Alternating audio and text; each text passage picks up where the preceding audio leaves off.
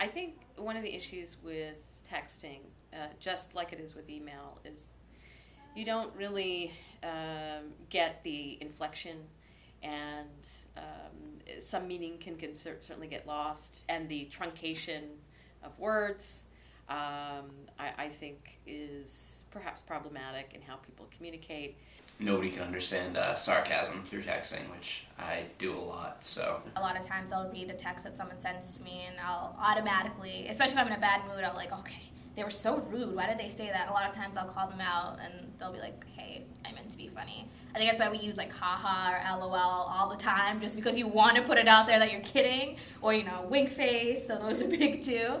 So I think that can kind of, offset that, but a lot of times it is kind of hard to figure out what someone's really trying to say. It's possible that you make a joke that you make in person where you do something with your eyes and they'll be like, oh, I know he's kidding. But if you say it through text without writing LOL or JK, then they're like, wait, what did you just say? I think that since you can't really convey emotion through texting, so sometimes if you're joking, the other person might not think that you're joking. I like to joke around a lot, and it's kind of hard to know what a joke is via text, so yeah, that happens a lot. I feel like if you don't know what somebody's trying to tell you, and they don't put smiley faces or exclamation points or ha-has, then you might misconstrue it. I think to some extent people then would rather choose to go the route texting versus picking up the phone and having a conversation where that can lead to so many other things that can be talked about versus a text message, which can end up being, in and of itself, the end of the conversation. When texting, I hate talking on the phone. Yeah. Like if my dad calls me and is like, oh, how's it going? Could he easily just text me that? Okay. I guess it's more comfortable that way, because you have time to think about what you're going to say, so texting, I like texting better than talking in person sometimes. 90% is probably just for making plans, but if I can hold a long conversation with a couple people, probably through texting. Okay. Texting is only if you can't talk, and if it's only a quick question. Yeah. Otherwise, we like to have deep, intimate conversations on the phone. Sometimes it is nice when you just meet someone to kind of have those, phone conversations. It feels like it's the olden days because we don't do it anymore. But I do enjoy those when you can just have a nice conversation with someone that you're just meeting and just kind of break the ice, If you can't be in face to face, at least do it through the phone. I meant being able to hear his beautiful voice. Same answer. I can't really take anything seriously, so if I'm talking on the phone, I'll probably start laughing, so that's just bad news. So yeah, it's probably the best case scenario is to text. So it's way easier just to text somebody rather than to call them up and have a whole conversation just for one little question, so. Yeah, it kind of goes well with our generation. We don't like human contact or actually speaking. We like to text or email. You ever been to a concert? Yeah. You know how you can text something that shows up on the, on the big screen? Yeah. I do that in my class, so that people can text and it'll show up, on the screen. I don't do it every time, but that's one way. It's useful in a classroom. You can actually do a little poll. Like if you want to do a quiz or just a vote or something like that, you can set up for free. You can set these things up, and you can get a whole bunch of people to respond. When I see, or I ask students to write a formal essay or a formal research paper, because even text messaging is a part of it, but even if somebody uses Twitter, somebody uses Facebook, so much of social networking in general requires, even email to this day, requires extreme brevity and for you to be really adept at being succinct in what you need to say. And that's actually a pretty good thing, to communicate and not have to elaborate extensively. But the downside of that is that the language that has developed as a result has permeated the formal essay writing and some of the formalities of writing research. The other day, I actually wrote a line in my paper and typed "haha" after it, and then realized what I did and had to go back and fix it. So I don't know. I'm kind of always in that mindset now, I guess. But Also, the autocorrect might make your text messages far more interesting. The fact that my phone has autocorrect definitely helps. So, I mean, I can just like shuffle through and misspell words and then it just does it for me. So, I guess I'm kind of used to that now. But First off, spelling, abbreviations, people, it's really sad. And even I'm a victim of this. Like, I'm a terrible speller. I have autocorrect on my phone, I have spell check on my computer, so I don't even put forth the effort to even know how to spell anything anymore. So I'll admit to that. And just always abbreviating things. People do when they speak now. Like, come on. We're not texting here. I allow texting in the classroom because most people in the classroom setting aren't doing it to blow time. I mean, if I'm not interesting enough to keep your attention, that's why people are texting. If I'm saying something that matters and is interesting, people aren't going to be texting. On the other hand, if you receive a text, you're dying to know what it said. And if you can respond without interrupting stuff, who cares? So that's the way I look at it. To some extent, we've become a society where perhaps that personal one-on-one, you talk then I talk dialogue situation is we don't even have time for it anymore, and that's unfortunate. I mean, if it wasn't for texting, I don't know, like, I'm sure it'd be a lot more difficult to, stay on a normal basis with them. it's made it a lot easier. That's for sure. I mean, it's easier to get in touch with people. I text a lot more than I call. I mean, when you talk about plans that give unlimited call time, no one cares about that anymore. It's just, oh, what's my texting? Unlimited texting. Oh, okay. So I don't even call people. It's an easy way to communicate. It's much quicker than a phone call. Gives you a written record similar to an email. At this point, I think most people have their cell phones with them at all times. So it's an easy way to be able to communicate with someone when they might not be able to talk. I think when it's with like my friends that I already have a relationship with, I don't mind texting just because we're already so close and we are so busy, through schoolwork and even through vacation. It is kind of easier to stay in contact without having to talk all the time.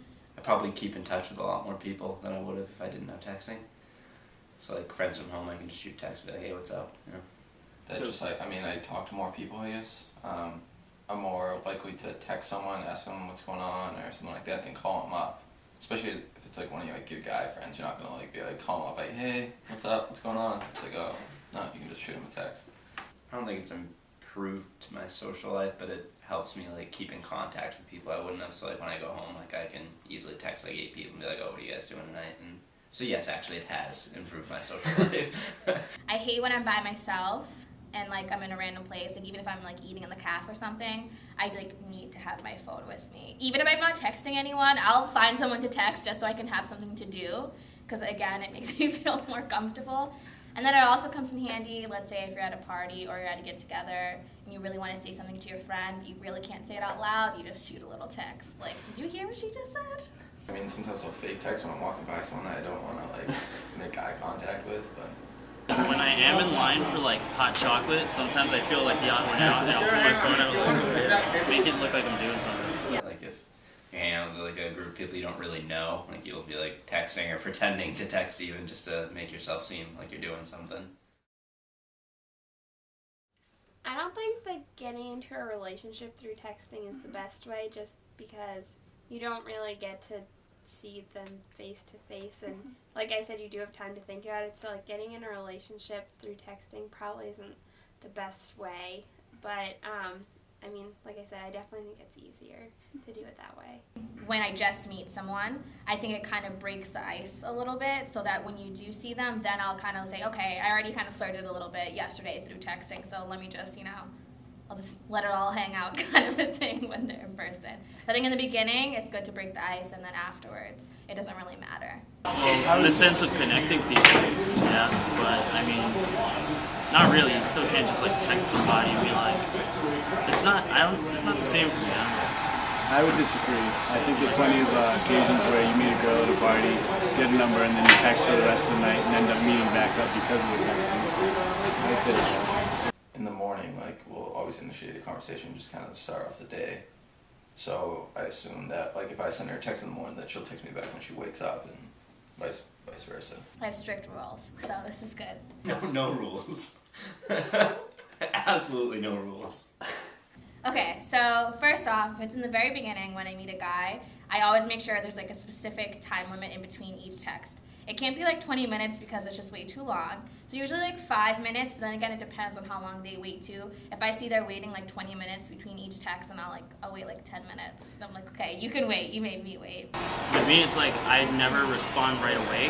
With my friends, I'll like bomb them with texts like 8 in a row, but if it's like flirting, I never try to respond too quick because it might seem like urban. I usually want to respond right away, but I don't. I decide to like wait a little bit. But sometimes I will just forget to respond. But I feel like in general waiting like a little bit, not too long, so then you like leave them hanging for a while. But Double texting, I hate it.